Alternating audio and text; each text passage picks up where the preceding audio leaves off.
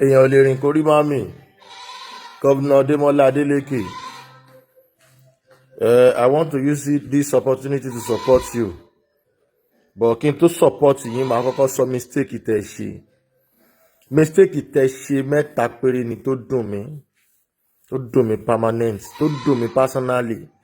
Ìyẹn ni pé ẹ gba bọ̀bọ̀ lórí burúkú télù yẹn ní ààyè, ẹ fún ní chance torí nǹkan tó fẹ́ gbé yín ṣubú nìyẹn o. Ẹ lọ ń pe télù kó bá yín ṣe campaign.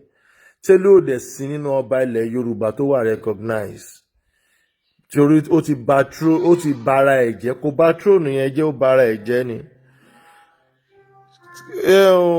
Télù ń sọ̀rọ̀ sí onírìṣà anyhow, but tẹ́ bá rí i pé tẹ́yìn náà bá observe ẹ rí i pé onírìṣà wọ́n show love fún yín, wọ́n criticize, wọ́n hate yín. Máa yẹn Ọlọ́run kò dá wọn ní àkàndá ni bàbá onírìṣà yẹn. Ẹ jẹ́ ń gbà bẹ́ẹ̀ àkàndá èèyàn ni tẹ́ ẹ máa ṣẹ̀ tí ò dẹ̀ ní fi bí yín. Ọlọ́run ọba gbọ́, Ọlọ́run elédùn alẹ́ wa lè fi bí yín o, but onírìṣà onírí ti yín rò ó kàn ń lọ títí wọn ni wọn mọ̀ ń pa ẹ̀.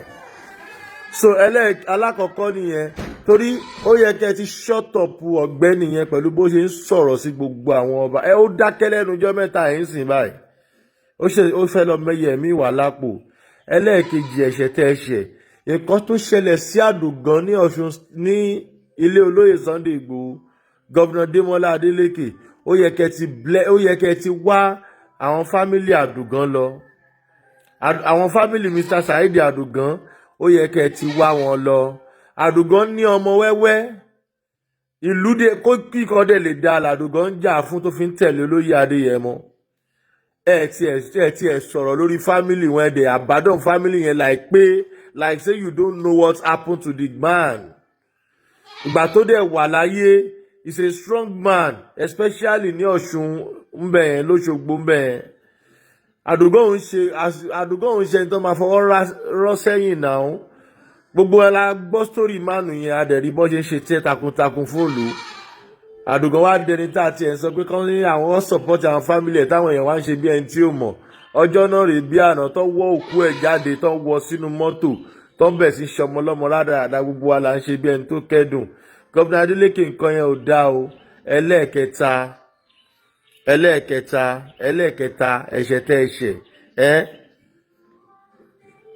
ẹ jẹ́ kí n dákẹ́ lórí ẹlẹ́ẹ̀kẹta mi ní sọ́mà bá yín keep ẹ̀. Gomina Adeleke, ẹ jẹ́ kán lọ second time. Ẹ má bàa dù ẹ fílẹ̀. Adeleke is okay. Nǹkan tó ṣe Ọ̀ṣun state yẹn, ẹnu lásán làwọn ará bí ń lò ní session tiwọn o.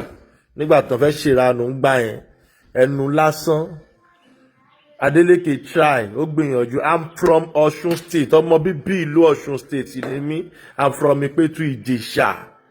So mi ń ṣe pé ó dá sí nǹkan tí ó kàn yà bẹ́ẹ̀, ẹni pé mi bá anybody ṣe campaign, but l'Ọ̀ṣun state yẹn f'Adeleke sílẹ̀.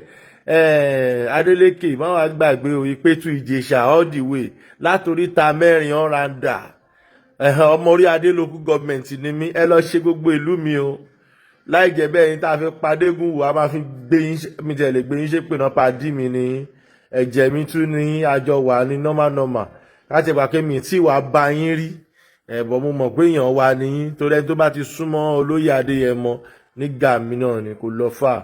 So on behalf of ọmọ Ọ̀ṣun state, ẹ̀jẹ̀ tó rùn kọ́ra, and on behalf of ọmọ ìlú tí mo jẹ́ agbẹnusọ fúnlẹ̀ Yorùbá, and on behalf of youth tí mo tún jẹ́ nílùú Ọ̀ṣun state, so I support yẹn lọ second time. Mi ò dìbò, mi ò sílé Ògùn state tí mo ń gbé o, but ẹ dìbò f'Adeleke, ẹ support ẹ̀ òun lónìí, ẹ jẹ́ kó ṣe. Gbogbo títí táwọn kan lọ ń bàjẹ́ torí pé wọ́n fẹ́ wọlé yẹn, wọn ò ní nǹkan kan tó ń bọ̀ wá ṣe, they are just lying. Wọ́n ti ń parọ́ kan tó wọlé, tó bá wọlé tán kan wọ́n máa bà nǹkan jẹ́. Bàbá Tinubu, ẹ má bínú, ẹ f'Adeleke ní chance, ẹ fún chance, ẹ yẹ kó wà ń bẹ̀ yẹn, ẹ yẹ kó ṣe dáadáa, ó máa ṣe dáadáa ju báyẹn lọ. As in, the man is a joy giver. Kó tó sọ̀rọ̀ akọ́kọ́ jó, mo ti ẹ̀ láìkì ijó wọn yẹn, vibe yẹn mo kó jẹ jù. Akọ́kọ́ jó ọmọ lọ́mọ, ẹni tí ijó tí Adeleke ń jó bá ń bà nínú jẹ́, kó máa sọkún tiẹ̀. Ẹ mọ̀ pé happiness kò kí ń jẹ́ kéèyàn ní high blood pressure, kò kí ń jẹ́ kéèyàn ní stroke ṣá. So ẹni ẹlẹ́ni is the only way tán lè gbà save life ara wọn, especially ẹ fi ilẹ̀ kó máa ṣe all dem try now. Mo délùú Òṣogbo lẹ́nu ọjọ́ mẹ́ta ẹ̀ mo rí nǹkan tó ṣẹlẹ̀ ń bẹ̀ I was even happy pé àmà torí ó ní ìgbà tí mo lọ sóṣogbo ní last 4-5 years ó ní títì kan tí mo gbà tó yẹ pé a ṣe gẹ́gẹ́gẹ́gẹ́ gbàbẹ̀ ni but náà sì mo tẹná gbàbẹ̀ ni o ó dọ̀pọ̀ dẹ̀ tún sí mọ́ ẹni àmì ìwà mọ̀ bóyá epo tó wọ́n ló fà á o but mi ò pàdé ó dọ̀pọ̀ Òṣogbo ò ní mí lára láti rìn ọlọ́pàá dẹ̀ wà ní everywhere àwọn ọlọ́pàá yẹn dẹ̀ ni wọ́n dẹ̀ misbehave everybody is okay tí wọ́n ní kán tán bá dá ẹ dúró mo láwọn tó ń ṣẹ̀wọ̀n dé mi dúró tó rántí máa rí lógò mi tí bá ti ń bọ̀ pé mi ni wọ́n á dá wọn dúró wọ́n á ṣẹ́ẹ̀kì wọ́n á dẹ̀ fi ẹlẹ̀ kó máa bá tiẹ̀ lọ tó bá ṣáà ti gbé nǹkan tó lè pààyàn lára àbí nǹkan tó lè pàlú lára you can go your way. So ẹ jẹ́ ká Adeleke ṣe bẹ́ẹ̀ mi ìlẹ́jọ́ tí mo fẹ́ rò má bá mi ágú ìjọ torí Ọlọ́run má bá mi ágú eléyìí tí mo sọ yẹn ni kò ṣiṣẹ́ lé lórí ó dàbọ̀. ẹ̀yin yẹn wa ẹ ṣeun tí ẹ̀ ń bá wa kálọ ọ̀rọ̀ lẹ́gbọ́n yìí o lẹ́nu arákùnrin tí àwọn èèyàn ń pè ní Saheed Ire tó jẹ́ gbajúgbajà oníṣègùn tó máa ń ṣe ògùn fún àwọn èèyàn nílẹ̀ yìí àti ní òkè òkun. Ó sọ̀rọ̀ nípa gómìnà ìpínlẹ̀ Ọ̀ṣun ọ̀gbẹ́ni Adeleke àti olúwo of Iwo èyún Emir olúwo of Iwo land. Ó sọ̀rọ̀ ó ní pé olúwo of Iwo jẹ́ ọba tí kò gbà fún àṣà àti ìṣe ilẹ̀ bàbá rẹ̀ bóyá nítorí pé ó ti gba owó lọ́wọ́ àwọn aráabí ló fà á tí ó fi ń ṣe àṣà àti ìṣe báṣubàṣu.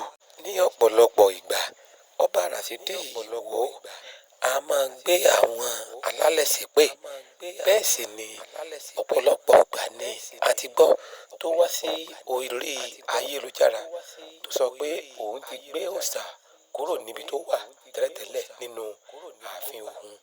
Nígbà kan ló tiẹ̀ sọ pé òun gbá òòṣà létí òun gbé òòṣà òun ń dá mọ́lẹ̀ kò lè ṣe nǹkan kan. Báyìí ló sì máa ń fi ẹnu àtẹ́ lu òòṣà ilẹ̀ Yorùbá. Irú àwọn bàbá yìí kò yẹ kí àwọn gómìnà máa bá wọn ṣe. Torí ọba tó bá pe àwọn alálẹ̀ ní ọmọ àlè ó dàbí ọmọ tí ó fi ọwọ́ òsì júwe ilé bàbá rẹ̀ ni. Àwọn àgbà dẹ́bọ̀ wọ́n pòwe wọ́n ní ọmọ tó bá sọ lẹ́nu ó sọ àkọ́ni o torí pé tó bá yá òde ó lé ọmọ padà wá sílé. ẹ̀yin yẹn wa ọ̀rọ̀ lẹ́gbọ́ yìí o kí lẹ́yìn náà rí sí. Àkámọ́ àti mọ́mì èjì ẹlẹ́mẹ̀rẹ̀ of Africa.